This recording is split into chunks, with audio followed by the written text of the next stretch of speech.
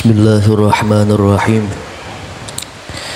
Alhamdulillahil fattahil alim alladzi qala fi kitabihil karim qalu subhanaka la ilma lana illa ma 'allamtana innaka antal alimul hakim. Allahumma salli wa sallim wa barik ala sayyidina Muhammadin ar-ra'ufir rahim wa ala alihi wa ashabihi alladhina hum ala tariqihil qawim. Subhanaka la ilma lana illa ma 'allamtana innaka antal alimul hakim. Wa la hawla wa la quwwata illa billahil aliyyil azim. Allahumma minka wa bika wa ilaik wa la hawla wa la quwwata illa bik. Allahumma bihaqqi sayyidina Muhammad wa ali sayyidina Muhammad ij'alna fi qalbi sayyidina Muhammad sallallahu alaihi wa alihi wasallam. Hadirin wal hadirat jamaah zikir manaqib kubra rahimakumullah. Masih dalam kajian tafsir surah Al-Baqarah di ayat 178 tentang perkara kisos, pembagiannya, pengertiannya, dan lain sebagainya. Lalu ditutup dengan firman Allah Subhanahu wa taala di ayat 179-nya. Allah Subhanahu wa taala berfirman, "Walakum fil qisasi hayatu ya ulil albabi la'allakum tattaqun."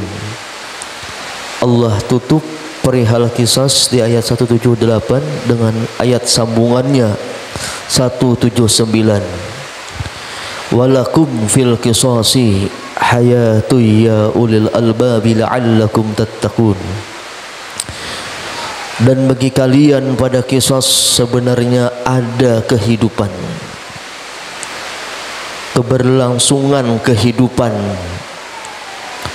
wahai orang-orang yang memiliki akal, agar kalian bertakwa. Sungguh pada hukum qisas, walakum fil qisas, sungguh pada hukum qisas itu hayatun, ada keberlangsungan kehidupan, wahai orang yang memiliki akal, ya ulil albab, agar kalian bertakwa. Jadi dalam perkara qisas sebenarnya malah ada hayat, ada kehidupan, keberlangsungan kehidupan, namun bagi orang-orang yang memiliki akal agar mereka itu bertakwa. Hadirin wal hadirat jamaah zikir manaqib kubra rahimakumullah. Perkara qisas ini kalau sepintas kita berpikir, orang yang kurang memikirkan makna hukum qisas ini malah menganggap qisas ini hukum yang ekstrim, dibilang kejam, dibilang melanggar hak asasi manusia. Padahal dalam qisas ini malah sebaliknya daripada demikian.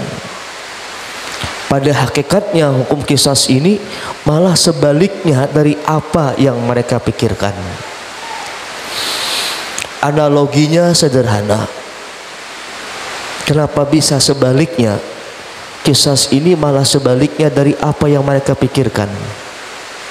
Kalau kita analogikan seperti demikian, kalau dalam perkara membunuh, seseorang itu hanya dihukum beberapa tahun penjara, mungkin seseorang itu tidak banyak berpikir kalau ingin membunuh. Kalau cuma perkara membunuh itu hukumannya cuma beberapa tahun penjara, mungkin kebanyakan manusia akan tidak terlalu banyak berpikir ketika ingin membunuh, karena cuma beberapa tahun di penjara. Apalagi kalau dia orang yang kaya, dengan uangnya bisa mempermudah atau memperpendek penjaranya. Namun ketika qisas itu diterapkan, kalau membunuh maka akan dibunuh, ini akan membuat kebanyakan manusia itu ketika ingin membunuh berpikir 100 kali ketika ingin membunuh seseorang. Kenapa demikian?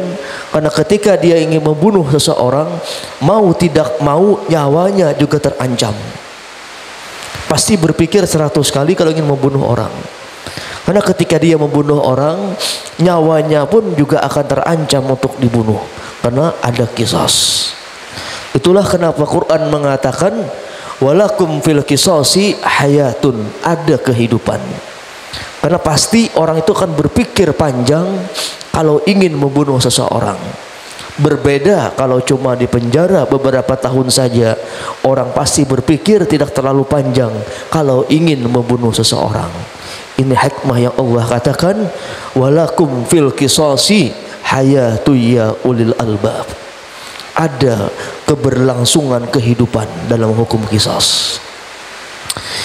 Hadirin wal hadirat jamaah zikir manaqib kubra rahimakumullah. Dalam tafsir Al-Manar disebutkan bahwa pada era jahiliyah dulu hukum itu berbeda antara kaum yang kuat dengan kaum yang lemah. Bahkan disebutkan dalam tafsir Al-Manar tersebut bahwa ketika dulu orang-orang jahiliyah itu kalau satu orang terbunuh dari kaum yang kuat atau kaum yang kaya, maka tebusannya itu 10 nyawa. Satu orang berbanding 10 nyawa. Dan disinilah Islam turun sebagai agama yang benar-benar berada di garis tengah. Islam meratakan antara baik kaum yang kuat ataupun kaum yang lemah. Islam berada di garis-garis tengah. Kalau orang yang terbunuh, orang yang kuat, tetap satu nyawa dari kaum yang lemah. Islam datang sebagai agama menstabilkan antara hukum jahiliyah. Nah, ini daerah-daerah dulu kenapa ada hukum qisas, diratakan antara al-hurru bil hurri, orang merdeka dengan orang merdeka, wal abdu bil abdi, hamba dengan hamba, al-unsa bil unsa, perempuan dengan perempuan. Itulah kesetaraan dan keadilan agama Islam. Saking Islam itu sangat menjunjung nilai keadilan antara umat manusia. Hadirin wal hadirat jamaah zikir manaqib kubra rahimakumullah. Dalam tafsir Safwatut Tafasir, di sana disebutkan bahwa para ulama ahlil bayan sepakat bahwa walakum fil qisas hayatun ini menempati derajat ilmu balaghah yang sangat tinggi. Kenapa? Di dalam ayat tersebut memiliki kata-kata yang indah dan syarat dengan hikmah. Dan inilah pula kata ulama ahlil bayan pembeda bahwa Al-Quran itu benar-benar kalamullah, bukan kalam makhluknya Allah. Karena kalamnya itu begitu padat dan begitu penuh dengan hikmah. Ini salah satu bukti nyata kata ulama ahlil bayan bahwa Quran itu tidak terbantahkan firman-Nya Allah Subhanahu wa taala, walakum fil qisas hayatun ya ulil albab la'allakum tattaqun. Ayat ini menempati derajat ilmu balaghah yang sangat tinggi. Hadirin wal hadirat jamaah zikir manaqib kubra rahimakumullah. Mungkin kebanyakan orang ada berpendapat bahwa qisas ini adalah hukum yang sangat mencoreng tentang hak asasi manusia. Ada beberapa pendapat pakar demikian mengatakan qisas ini begitu mencoreng hak asasi manusia. Namun pendapat ini pernah dibantah oleh Syekh Muhammad Rashid Ridha. Ketika orang mengatakan demikian melanggar HAM, Syekh Muhammad Rashid Ridha ini pernah membantah kalam tersebut.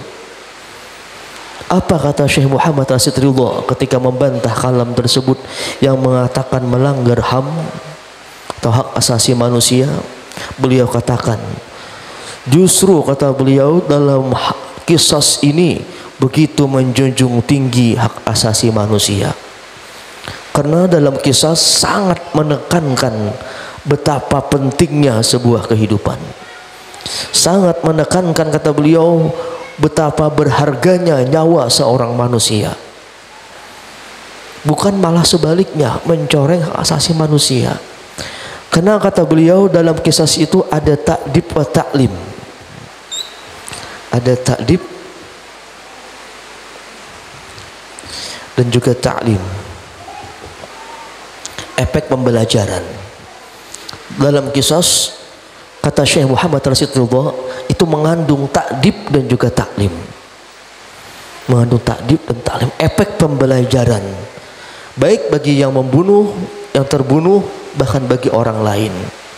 Nah, ini dibantah oleh Syekh Muhammad Rasidullah bahwa kisah itu malah sangat menjunjung tinggi nilai kemanusiaan. Hadirin wal hadirat jamaah zikir manaqib kubra rahimakumullah. Namun yang perlu kita pahami, berbeda kisah itu dengan hukuman mati yang diterapkan dalam negara kita ini.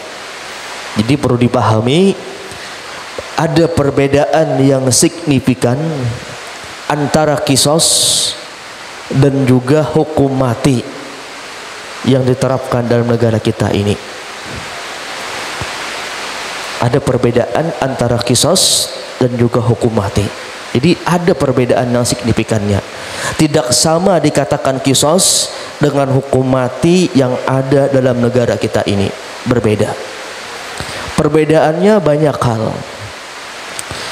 Di antara perbedaan kisos dengan yang diterapkan dalam negara kita ini atau KUHP, Kitab Undang-Undang Hukum Pidana, itu ada perbedaan. Kisos dengan KUHP negara kita ada perbedaan. Kitab Undang-Undang Hukum Pidana. Perbedaannya banyak hal. Pertama dari penyebabnya. Penyebab hukum mati dalam KUHP negara kita berbeda dengan kisos dalam agama kita. Penyebabnya juga berbeda. Pertama apa? Dalam KUHP negara kita, hukum mati itu bisa disebabkan karena perbuatan makar kepada presiden dan wakil presiden. Itu pasal 104. Di pasal 104 KUHP negara kita, kalau melakukan makar kepada presiden dan wakil presiden, itu hukumannya mati. Penyebab yang pertama berbeda. Begitu juga kalau kita lihat di KUHP ayat pasal 111 di ayat kedua, di KUHP disebutkan penyebab hukum mati ketika seseorang itu membujuk negara lain untuk memerangi negara kita, itu pun akan mendapatkan hukum mati. Beda penyebabnya dengan kisas. Penyebab yang kedua, ada lagi kalau kita lihat di pasal 340 di KUHP negara kita, penyebab hukuman mati itu apa? Kalau seseorang itu melakukan pembunuhan berencana. Pembunuhan berencana dalam KUHP negara kita di pasal 340 hukumannya juga mati. Hukumannya juga mati. Penyebab hukuman mati. Ada lagi kalau kita lihat di pasal 365 di ayat keempat pasal KUHP negara kita, penyebab hukuman mati ketika seseorang melakukan pencurian namun dengan tindak kekerasan.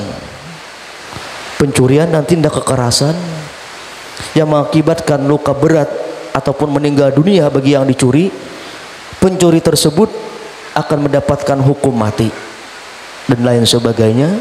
Ada beberapa penyebab hukuman mati dalam KUHP negara kita. Itu dari segi penyebabnya. Sedangkan perbedaan antara kisos dengan KUHP negara kita itu dari segi pelaksanaannya pun juga berbeda. Pelaksanaannya, kalau hukum mati dalam KUHP, yang memutuskan hukum mati itu adalah hakim. Kalau kisos dalam agama kita, boleh hakim, boleh ahli waris. Jadi pelaksanaannya berbeda. Kalau negara kita dalam KUHP harus hakim yang memutuskan mati. Kalau kita boleh hakim, boleh ahli waris. Perbedaan yang kedua, eksekusi hukuman mati. Eksekusi hukuman mati dalam KUHP itu dilakukan oleh grup penembak militer. Jadi ada grup penembak militer negara kita, untuk menghukum mati seseorang itu dilaksanakan oleh mereka. Kalau kisos itu dilaksanakan boleh dari ahli waris. Ahli waris saking kesalnya, saking marahnya, dia boleh sendiri melakukan eksekusi kepada si pembunuh yang telah membunuh keluarganya. Itu perbedaan pelaksanaannya. Perbedaannya lagi, eksekusi dalam KUHP itu berada di tempat yang tertutup, tidak boleh dilihat orang banyak. Jadi kalau hukum mati dalam KUHP, eksekusinya itu di tempat yang tertutup. Berbeda dengan kisos. Kisos ini malah eksekusinya di tempat terbuka atau di lapangan. Agar apa? Menjadi pembelajaran bagi orang lain. Kalau membunuh maka akan dibunuh seperti yang dikisas. Jadi taklim bagi orang tersebut. Kenapa? Kisas itu eksekusinya dilakukan di tengah orang banyak atau di lapangan. Berbeda dengan KUHP, eksekusi matinya di tempat yang tertutup. Ada lagi perbedaannya, konsekuensinya. Kalau KUHP ini konsekuensinya cuma di dalam dunia. Berbeda dengan kisas. Kisas ini konsekuensinya itu sampai di akhirat. Kalau seseorang itu membunuh hak, mau untuk dikisas dibunuh, konsekuensi pertanggungjawabannya lepas di akhirat. Dan lain sebagainya. Ada perbedaan antara kisas dengan hukum mati yang ada dalam negara kita. Jadi banyak perbedaan signifikannya, baik dari penyebabnya dan juga pelaksanaan eksekusinya serta konsekuensinya antara kisos dan juga hukum mati dalam negara kita. Hadirin wal hadirat jamaah dikirmani kubra rahimakumullah. Di ujung surah Al-Baqarah 179 ini Allah mengatakan ya ulil albab walakum fil qisas hayatu ya ulil albab. Kenapa Allah mengatakan di ujung ayatnya, bagi kalian pada kisos ada keberlangsungan kehidupan, wahai orang yang punya akal. Di dalam tafsir itu ulil albab zawil uqulil salimatil khalisah. Di dalam beberapa tafsir disebutkan makna ulil albab itu apa? Zawil uqulis salimatil khalisah. Orang yang punya akal yang selamat lagi murni bersih. Kenapa Allah mengatakan kisos itu ada kehidupan, wahai orang punya akal yang selamat, yang sehat dan bersih atau jernih? Karena perkara kisos ini hanya akan diketahui hikmahnya.